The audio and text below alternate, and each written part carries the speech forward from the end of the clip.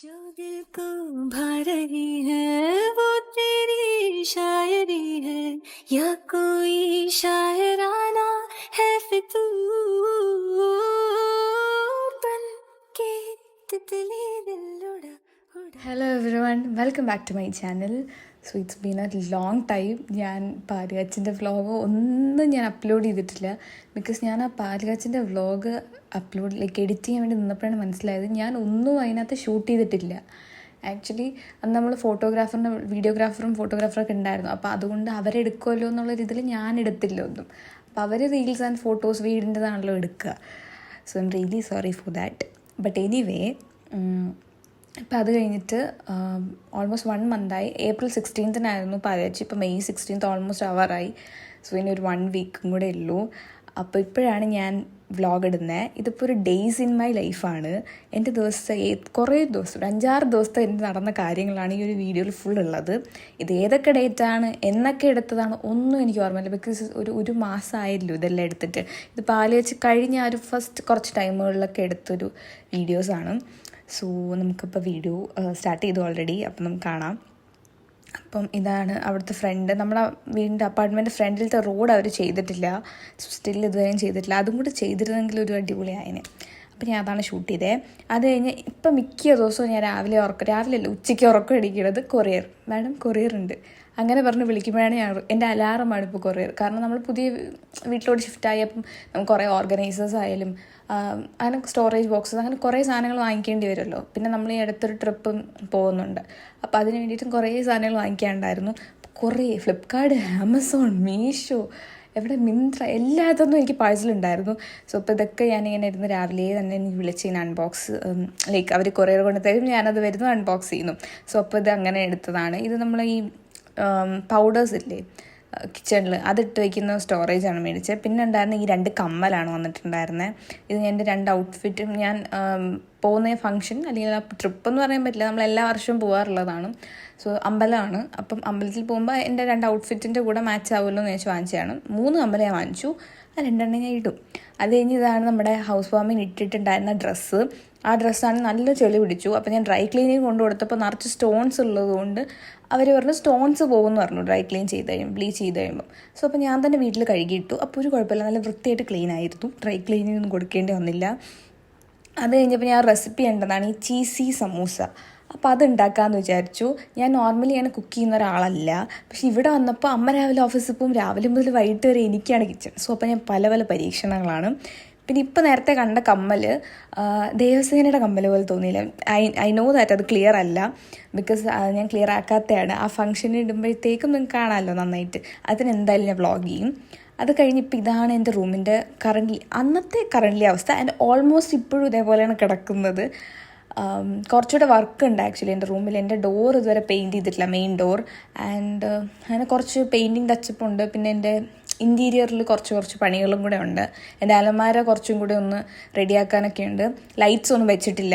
അപ്പോൾ അതാണ് ഞാൻ റൂം ടോർ ഒന്നും ചെയ്യാത്തത്. പിന്നെ ഞാൻ നന്നായിട്ട് മാറ്റൊക്കെ വാങ്ങിച്ചു, ഒരു ഫുൾ ലെങ്ത് മിററൊക്കെ വെച്ച് നല്ല എസ്തെറ്റിക് ആയതിന് ശേഷം നിങ്ങൾക്ക് കാണിക്കാമെന്ന് വിചാരിച്ചു.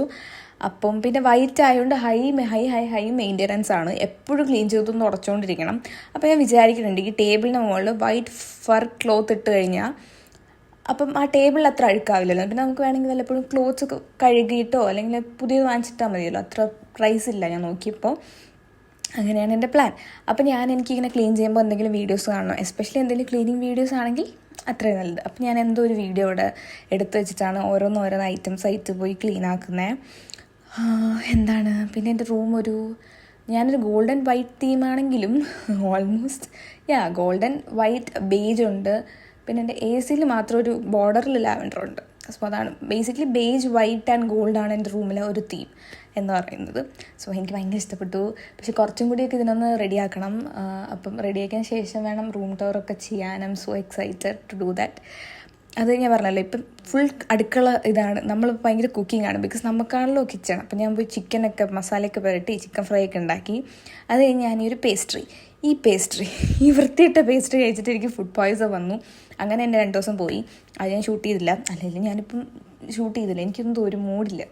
അതാണ് സംഭവം. എനിക്കൊന്ന് വോയിസ് റെക്കോർഡ് ചെയ്യാൻ, എഡിറ്റ് ചെയ്യാനൊക്കെ ഭയങ്കര മടിയായിട്ടിരിക്കുമായിരുന്നു. അപ്പോൾ വീണ്ടും ഇപ്പോൾ ഒരു പഴയ എനർജി കിട്ടിയതുകൊണ്ട് ഞാൻ വീണ്ടും വന്ന് എഡിറ്റ് ചെയ്യാമെന്ന് വിചാരിച്ചു.